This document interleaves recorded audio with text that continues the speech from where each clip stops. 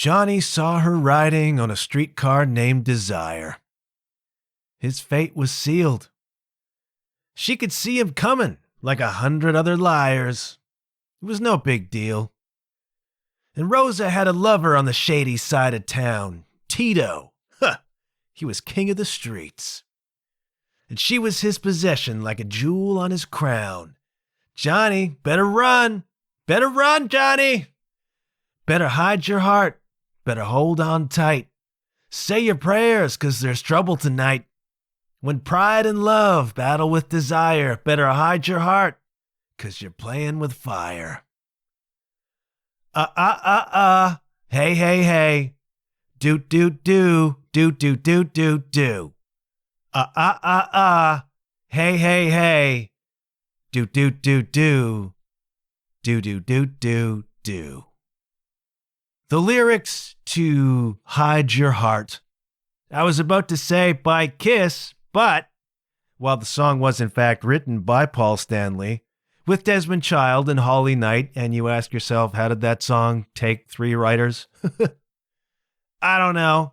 It has actually quite a compelling recording history. Recorded by a number of acts, all in about the same 1-year span, including Mr. Ace Frehley, which gives me an opportunity to offer a lament at the beginning of this episode to the Spaceman. I have never been the biggest Kiss fan. I liked Kiss. I was just a little bit too young for the real Kiss heyday, the makeup, the 70s, all of that stuff. I came online with Kiss around the Animalize record, which gave us, of course, Heaven's on Fire. That was my first exposure to Kiss, and that was probably the Neighbor Kids tape collection. And that backward masking night at church. The evils of rock music. But I have come to appreciate Kiss much more as an older man, a more discerning music lover. And I recognize in that band a certain nostalgia and a certain value that maybe not everybody appreciates. And I do value and appreciate the Spaceman, Ace Frehley. While I missed his time with Kiss, I do recognize the iconic nature of that player and that character. And so Hide Your Heart gives me a chance to offer a lament for Ace Frehley. And also, it provides at least a loose hook into this week's episode, which is about not hiding your heart as much as finding ways to keep it open. And this concept came to me as I was sipping mojitos, lying on the beach last week in Mexico, noticing the empty beach lounger beside me. And I shall attempt to wax semi-eloquent about it on this episode.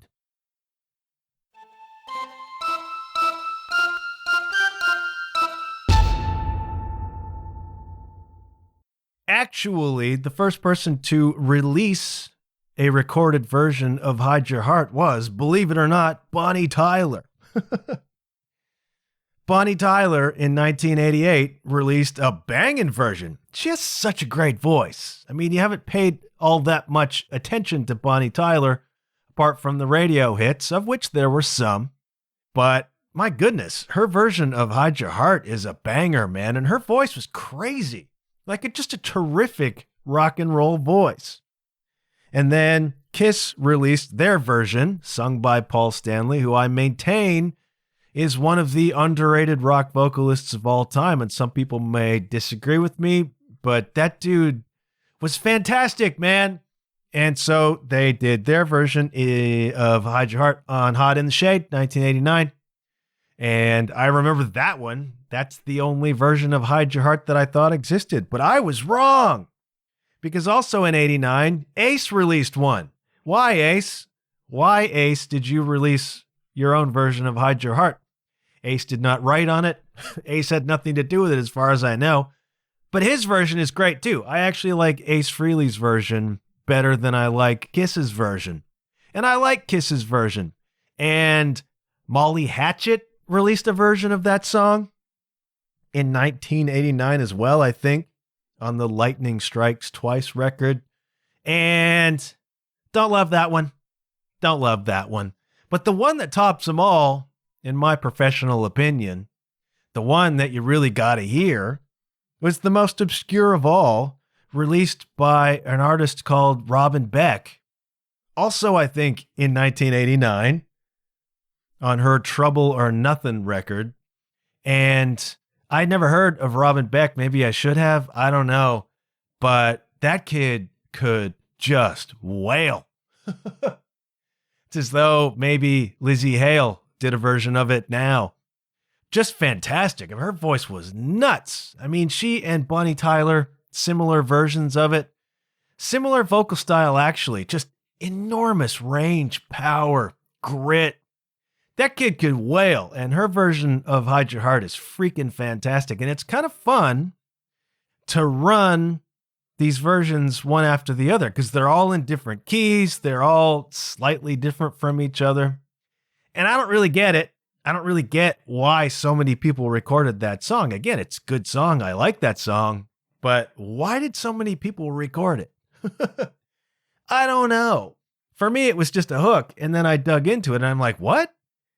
Really? All of these different acts recorded that song all in basically the same year? How strange is that?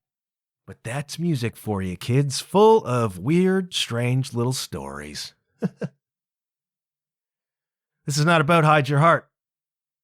This is about an intuition, a brainwave, a thing that came to me as I was on the beach in Mexico last week. Which is why there was not an episode last week, because I didn't take my recording gear with me. I travel lean. And the objective was to go and just not have any responsibility for the 5 days that I was there. It was, for me, there's a lot to it. All right, there's a lot of depth to the action of going to Mexico to a resort by myself, solo. As a solo traveler, it was, for me, a symbolic thing of now living a solo life. It was a statement in some ways of me embracing that solo life. All right, my former spouse or significant other and I used to be resort people. We go once or twice a year to a resort, and I frigging love resorts. And I haven't been in a while, and of course we broke up last year, about 15 months ago. And when that happened, I said to myself, one of the things that I'm going to do when I was briefly lucid in that first few months. So one of the things I'm going to do is I'm going to damn well go to a resort by myself. Symbolic of me embracing solo life. Symbolic of me standing on my own 2 feet. And I didn't know when that opportunity was going to come. Right? I got this job, whatever. But the opportunity presented itself. I had some holidays I was obligated to take. I took an objective look at the past 15 months of my life.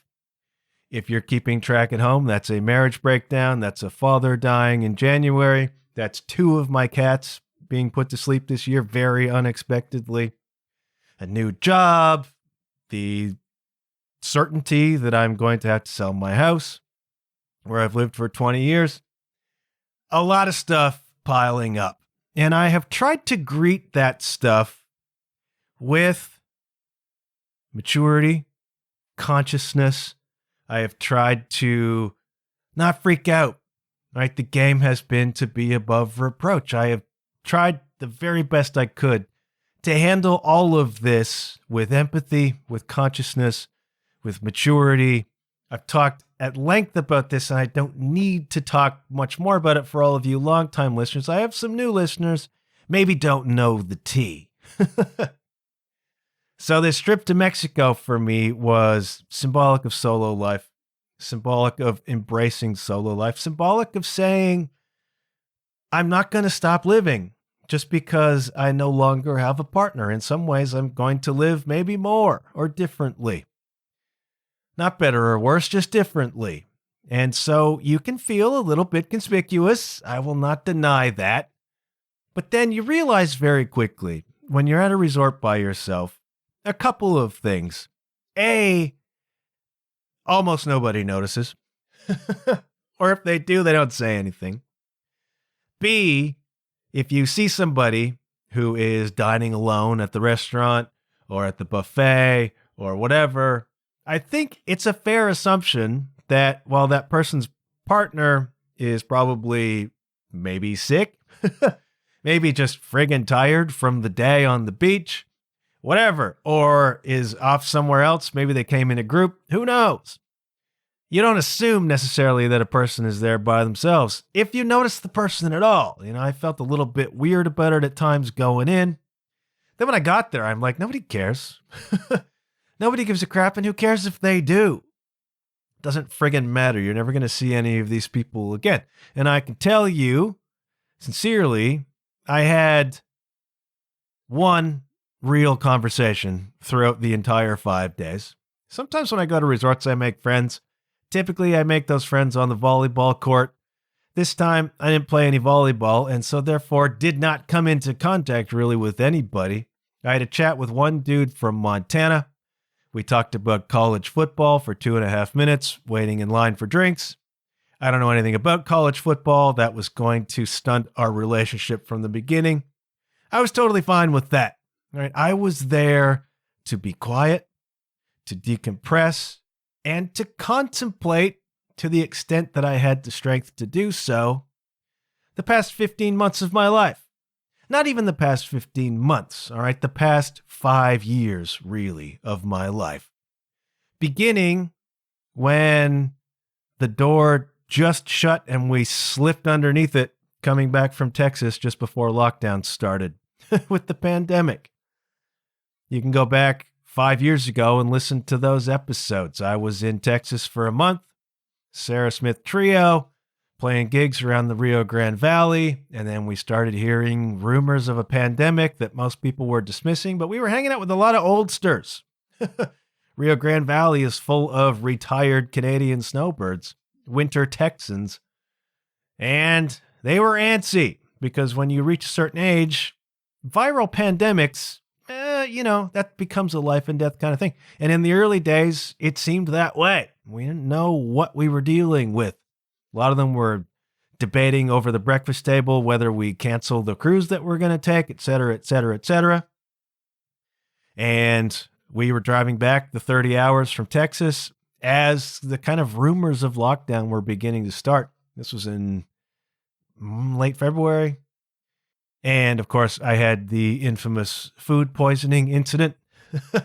You can go listen to that episode, rolling around in the back of a van for 12 hours with food poisoning. Nicht so Spaß. Anyways, none of that matters. What matters is that I had my well-documented anxiety breakdown in 2020 as a result of the pandemic and the George Floyd riots and me being an empath, absorbing the fear and anger of the world and exploding. Spending months sitting in my backyard during the summer of 2020 shaking. And then losing fundamentally my music career, as a lot of people did, and having the rug kind of pulled out from me in terms of what I thought I was going to try to do with my life, and then spending the next couple of years trying real hard to go straight and get a regular job and getting close and not getting one and feeling the guilt and feeling the shame. My self-confidence, my self-concept crumbling viscerally in real time, becoming a shell of my former self. And then, you get to 2024 and we have the marriage breakdown and then all the stuff that's happened in the past 15 months, all of the loss, all of the suffering. And I do not mean to turn this into a pity party for myself. I'm just setting the table. I'm just providing the context for this trip to Mexico, which I was treating as a symbolic end and a symbolic beginning. Dude, you're way overthinking 5 days at a friggin' resort. That's what I do. I overthink. I contextualize. I try to write meaning into every little thing that happens. It'll drive a guy friggin' crazy. But it also helps you cope. And so if you can encounter what I've encountered over the last 15 months and in some way breathe meaning into it, it's a way of coping. And it's been a lot of friggin' coping. A few weeks ago, I did my pickleball episode where I talked about the lesson of sometimes just needing to get the ball back over the net. just hanging in the point. That's a real thing in pickleball. That's a real thing in life. It's been 15 months for me of just getting the damn ball back over the net. Just continuing to breathe, continuing to put one foot in front of the other, continuing to try to cultivate my center. This eye wall, this center that we can drop into where we are neither too high nor too low, where we are not so much affected by what's going on around us, where we have some stability within our hearts. But I gotta tell you, it was difficult. It remains difficult in some ways, and it was difficult in Mexico. I sat down to dinner at the a la carte, one of them, that first night, and I ordered a glass of red, I ordered my dinner, and then I looked across the table at an undisturbed place setting. And it just kind of hits you. I'm not here with anyone. I'm here by myself. That chair is empty. The napkin is still folded. It's undisturbed. The water glass is removed. It's just me. And I didn't necessarily feel bad about that, but it's just a thing that you notice. It brings it home to you that, man, stuff hath changed.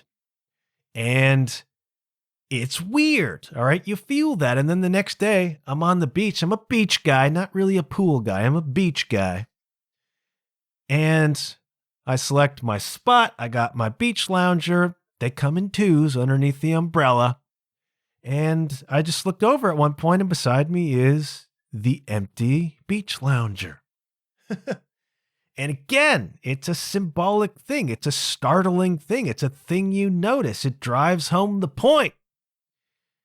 You're by yourself here, man. Right? The normal occupant of that beach lounger is not there and is far, far away. And that's okay. Again, it's just a symbolic representation and a reminder that stuff has changed. And then you sit back and you look objectively at how much things are different now. And then you kind of, in my case, go back over the past 15 months and you just begin to contemplate the difficulty of that. And you begin to contemplate, in my case, the inclination and the tendency to close your heart. And I had a thought as I was sitting on that beach. I had a couple of little, not quite epiphanies, but thoughts, notions, stuff to hold on to. Not going to give you them all, but I am going to give you this one. And I wrote it down on my phone, which says, sometimes life is hard, and the only win is not becoming embittered by it. And I have been working real hard over the past 15 months to not become embittered by it. Now, there's been stuff that a fella could be justified in becoming bitter about or becoming cynical about. And it's not just the stuff in my own life, all right? I look around at stuff that people I know are going through. And at the risk of being overwrought, at the risk of presenting myself as the softy that I am, my heart just kind of bleeds for people, And I look at bigger picture stuff, Gaza, wars that are happening, injustices that are happening, stuff that just is really sickening, stuff that you hear happening, stuff that you see on social media and on TV, stuff that I see and hear about going on in people's lives who I know. Ads that get posted on Facebook for cats that need adopting and haven't been adopted in like a year and a half. They've been at the shelter, and your heart bleeds. My heart bleeds. I remain an empath, even though I was struck by lightning 5 years ago and I shook for months. And it messed me up emotionally. I'm not going to deny that. I'm feeling much better now. The empath in me remains. And I've had to direct that in a lot of ways at my own life. And I contemplate just the suffering that I have gone through. And it's very easy to close your heart in response to that suffering. And in some ways, it almost makes sense to do so. I mean, what is a closed heart? A closed heart is one that is determined not to feel. And in some cases, that's just a very justified and natural emotional response to overwhelming emotions and circumstances. I get that. But we all know people whose hearts are closed. Right? We all know people who are cynical and doubting and unhappy, and they protect themselves in that way from whatever it is that's going on in their lives, from whatever's going on in the world. And you know what? Sometimes you got to do that. Sometimes you got to turn to ice. I've said before that sometimes life demands of you nerves of steel. Well, sometimes life demands ice in your veins too. Sometimes that is a self-preservation, and I understand that. Problem is you can get locked in. Problem is you can get locked in hard to cynicism. You can get locked in to having a closed heart. And I don't think that leads to good places either. I think that leads to disease. I think that leads to unhappy lives. I think that leads to broken relationships. I think it takes what joy could still exist out of life. One of my great struggles over the past 15 months has been to find joy. To find joy in anything, whether that is music, whether that is this friggin' podcast, in anything. It's been a very, very difficult thing for me to do, to find joy, to find purpose. I've kept going. I've been brave enough, I suppose, or stupid enough to just continue one foot in front of the other. When I had the anxiety breakdown in 2020, the last thing on earth I wanted to do was play the drums. This is supposed to be my thing, right? This is supposed to be my passion. This is supposed to be one of the things I live for. And at that point in time, I was so out of sorts. It's the last thing I wanted to do, but I knew I needed to. I knew I needed to hold on to some normalcy. I knew that I needed to hold on to some part of myself because all other parts of myself were just being blown away. They were just crumbling, just cracking, and it was frightening. But I didn't want to practice, and so I forced myself at the time to learn Sarah Harmer's new record.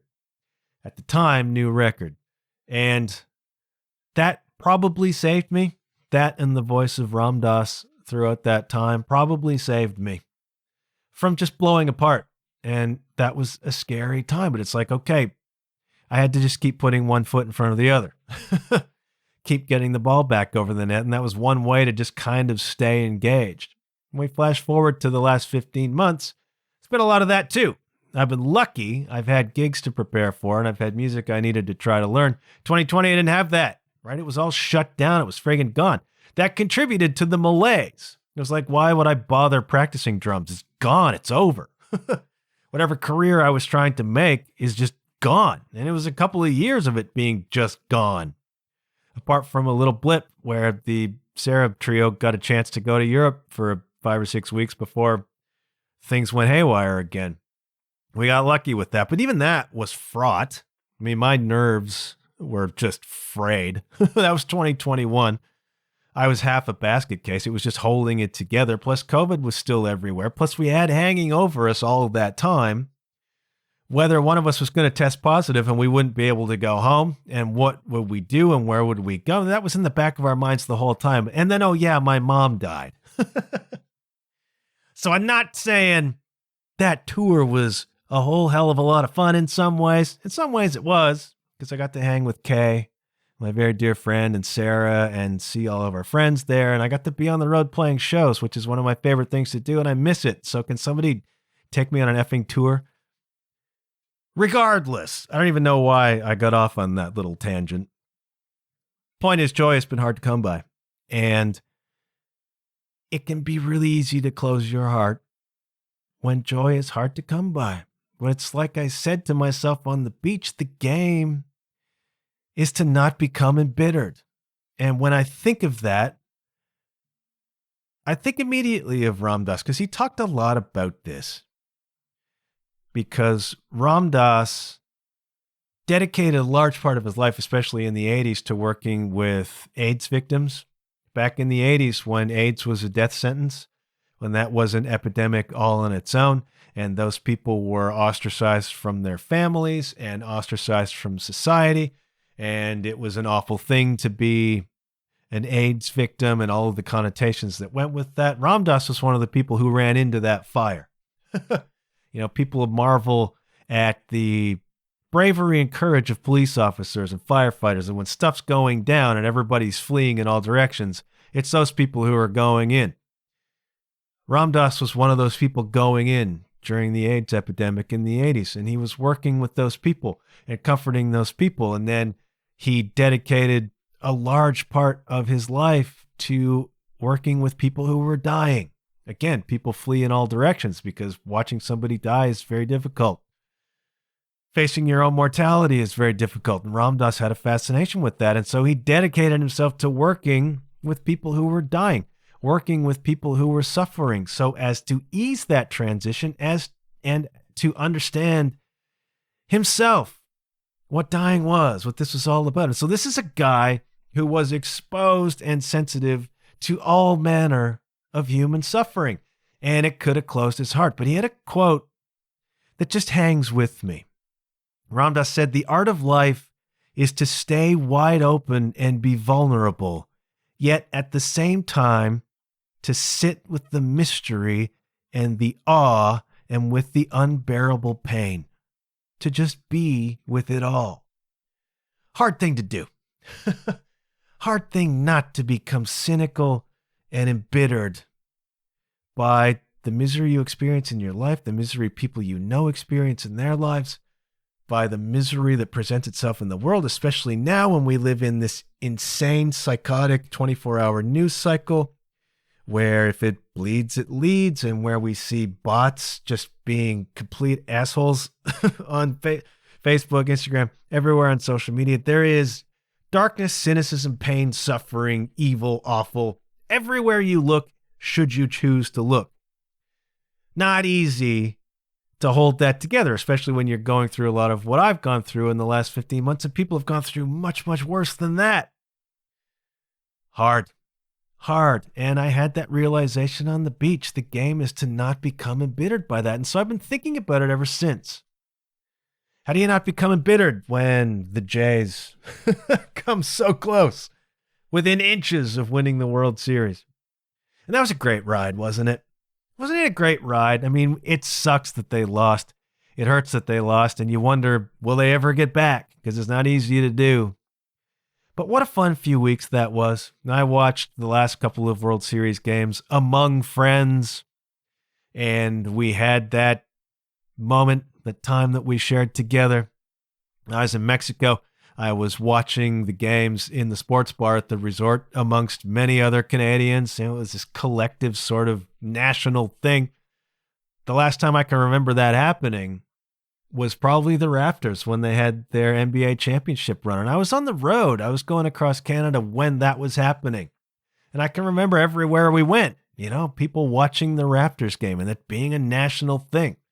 And the last part of that tour was out west. And so the game would start 7 o'clock here, 10 o'clock out in BC or wherever.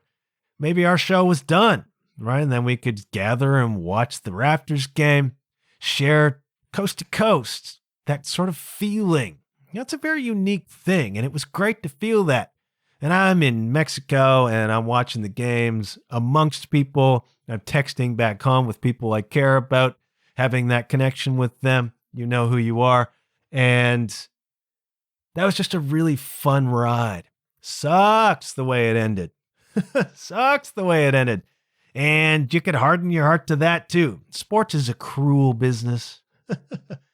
Most of the time, what sports is your team not winning the thing.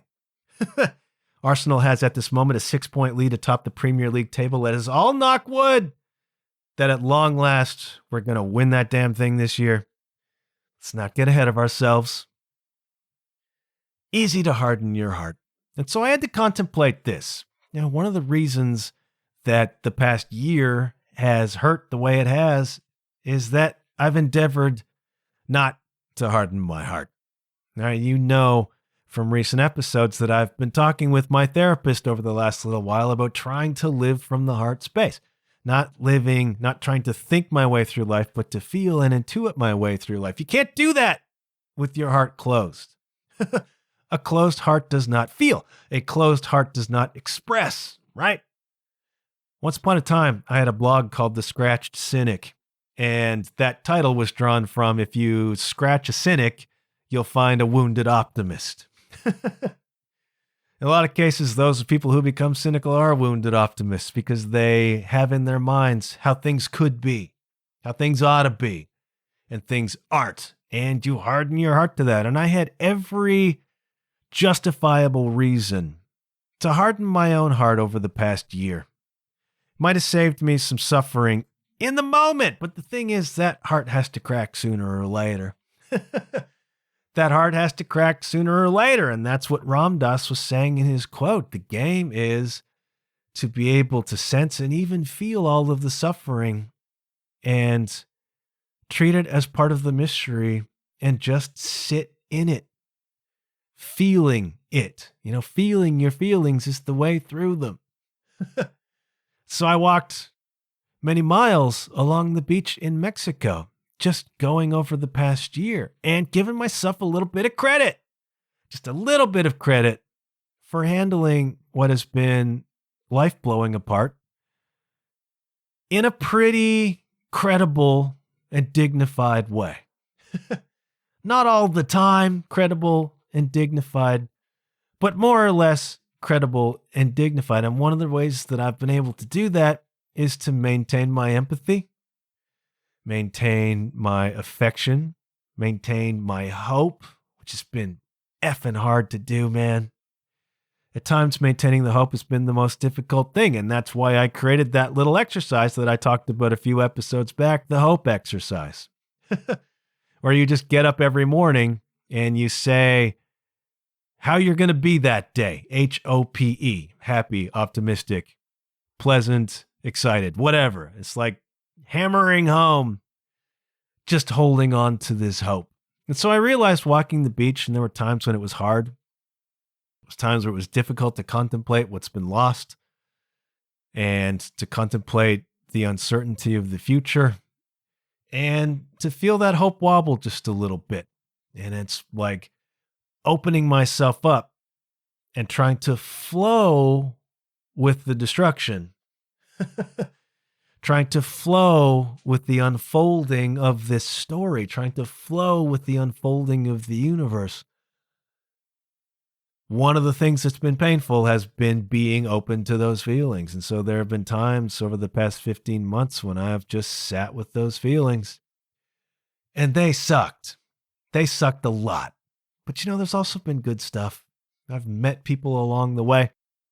This being solo has forced me out into the world a little bit in ways that I didn't need to be before, and that's borne tremendous fruit in my life. People I've met along the way, people who have become my friends and part of my circle, wouldn't have happened most likely, had life not blown apart. Had I hardened myself, I probably just would have hidden away. I would have hidden my heart like Johnny in the Kiss song. They're all called Johnny. It's all about me, man. Johnny better run. I used to work on the docks. Union's been on strike. It's down on my luck. It's tough. I could even be good.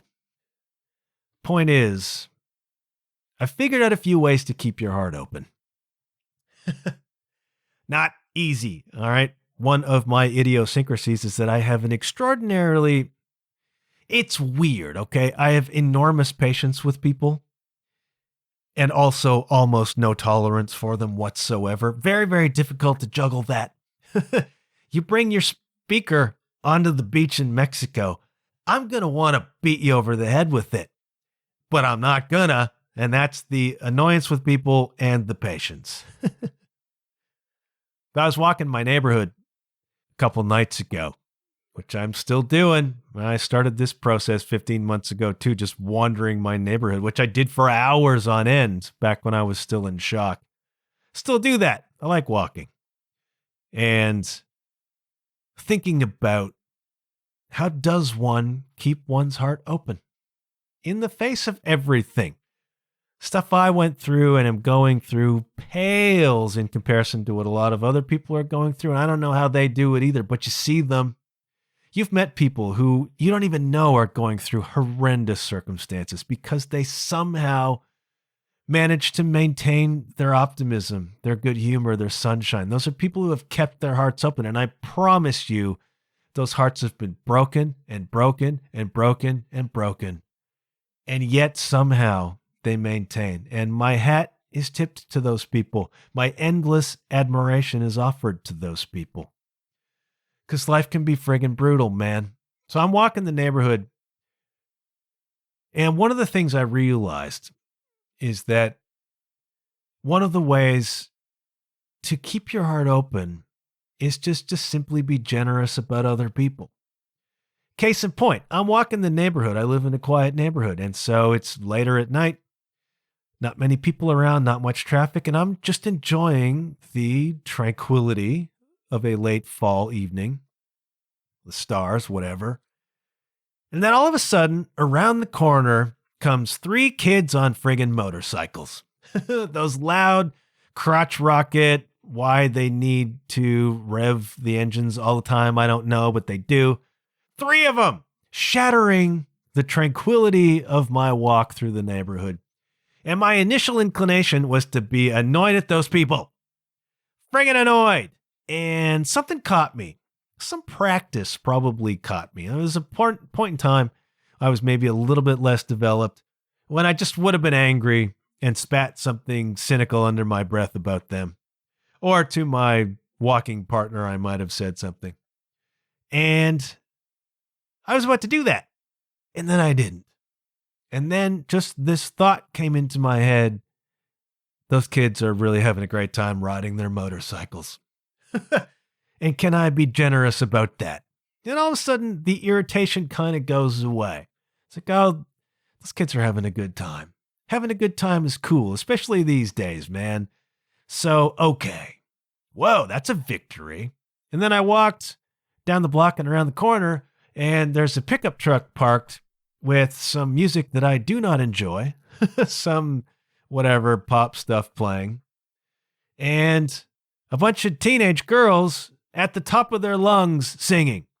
And younger, more cynical me would probably have rolled his eyes at that. And I actually friggin' smiled. I smiled because they're having a good time. Because they're enjoying each other. And they're kids, and they're in that phase of their life where, God, it's supposed to be fun. It's supposed to be singing bad pop music at the top of your lungs with your girls, tasting for the first time this freedom. Maybe they got mom and dad's truck for the first time ever, and they're out enjoying it. And so older, wiser, more mature, more empathetic, more patient me actually smiled at the kids singing. And that's a huge breakthrough if you know me. And I had a moment like that on the beach too. And I talked to one guy about college football. I had one other conversation that I can remember. And the way it worked at this resort is that there are beach umbrellas pounded into the sand. And every day they bring out the umbrella part and they jam it in there. Problem is, the umbrellas don't all have a locking mechanism that will keep the umbrella open. Some of them do, but a lot of them are broken. And so what you got to do is you got to get the little guy who's working on the beach, because he's got little stoppers. So he'll put up the umbrella, he'll insert the stopper, and that will keep the thing open. But I learned that the hard way the first day. Then when you know, you know. And so different times on the beach, I watched other people have the same problem I had and then figure it out. A couple people I tipped off. So this couple comes, I'm on the beach already, got my umbrella going. This couple comes, then they select the loungers directly in front of me. And I watch the guy begin the process of not being able to put up the beach umbrella. And I'm like, okay, I'll tell him. So I get up and I go over and I say, look, here's the deal. They don't work. You need the stopper. There's a guy in a green t-shirt over there. Go get him. He'll help you. Thank you very much, sir. And so the female, the lady of the couple, goes over, gets the dude. The dude comes over. He's got the stopper. Can't get it in. Can't make it fit. Can't wedge it in there. And then he just walks over to the bushes on the edge of the beach, grabs a couple of twigs, comes back over, jams the twigs in there. Umbrella stays up and he walks away. And so the man of the couple looks at me and I look at the man of the couple And we both kind of shrugged our shoulders, and I said, close enough, right? Yeah, close enough. And then we laughed. And then I was instantly overcome with emotion. And my therapist and I are still working out what that response was. The point was just sharing a connection with another human being, some stranger on the beach, just sharing a little funny moment. And that is your heart being open, being able to just acknowledge what was funny in that and smile about it with each other. And that's it. We don't have to go for drinks later. I don't have to get their email address or follow them on Instagram. That's it. But it's like, that's keeping your heart open too. Being willing and being able to connect and to laugh with other human beings. On the weekend, my good pal Stace, actor extraordinaire, we went to the local theater to see a production of a play called The Play That Goes Wrong. And it is a complete 100% slapstick farce comedy. Hilarious. Just friggin' hilarious. It's a really, really funny production. It was brilliantly presented. Just a really, really funny show. And part of keeping your heart open is just laughing. It's in some ways so bloody simple, but I have gone through depressions. I have gone through anxiety attacks. I have gone through deep, dark depressions where your heart closes because it hurts. And it gets, this mindset comes upon you that nothing is worth it and you'll never get out of it. And what is the point? And you don't laugh about things anymore. You know, you can be a high functioning depressive and still laugh about things. I've done that too. But when you're in the depths of a deep, dark one, your heart closes because it has to. And keeping it open will just break you. And you don't laugh anymore. So one of the antidotes to that is to laugh, to find reasons to laugh, to go out with your friends who make you laugh. I try to be a person who makes people laugh. A lot of times that actually only presents an eye roll, but I'm trying. All right, I'm trying out here. I was just reminded watching that production and belly laughing a few times at how funny the actors were, how funny the slapstick was, how funny some of the situations were. It was a really funny production presented by real pros. You know what I mean? And sometimes keeping your heart open means just basking in the brilliance of real pros, whether that's actors, athletes, musicians. Obviously, most of you who are listening are music lovers. Just going and being in the throes of somebody's creative genius, being in the throes of somebody's talent. Whether that makes you laugh or cry, either way, it's an open heart. A closed heart does not feel. A closed heart does not allow itself to feel. An open heart feels. Problem is, a lot of the times what you feel is pain. What you feel is suffering, and that is being human. And Ram Dass says, can you sit in that? Can you just accept that as part of the mystery of it all? Rather than shutting it out, rather than resisting it, accepting it, flowing with it, trying to learn what you can with it. And then, as Ram Dass would say, doing what you can to alleviate the suffering in the world. The suffering exists. You can't necessarily make the suffering go away, but can you alleviate it? Can you do that with your music? Can you do that as a teacher with the kids who are in your classroom who need somebody, even if they're little assholes? They need somebody. They need somebody to smile. They need somebody to care, you know? And I know it's hard. Can you do it as a musician? I try to do it as a musician. I'm just the drummer in the back, but I'm there trying to move people. I'm there trying to support the artists I'm playing with and make their dreams come true, make their music sound the way that once it only sounded in their heads. Can you do, hey, maybe you're a healthcare person and your job is to alleviate suffering. Maybe you can donate to the food bank or something that alleviates suffering from other people. As you turn your attention to others, as you turn your effort and your energy to others, it opens your heart. It opens your heart and it will get broken. I work in public health care. I know that it goes bad for patients. I have colleagues who several times a week probably have to give people very, very bad medical news. The empathy is vital. You need to protect yourself. I'm not saying wide open, but just a crack, without shutting it down. And I don't even know why I'm talking about this. It's just what's on my mind. And I was really intrigued by all those versions of Hide Your Heart. I'm still a little bit baffled by the fact that they all exist. I'm just saying, I don't even know what I'm just saying. Just that sometimes life is hard, and the game is to not be embittered by it. And so try to be generous about people. Try to be pleased so that people are having a good time, even if it's the damn Dodgers. Try to do things that fulfill you, whether that's pickleball or whatever it is you do, book club, painting, going to the movies, stuff that fills you up in some way. Keeps your heart open.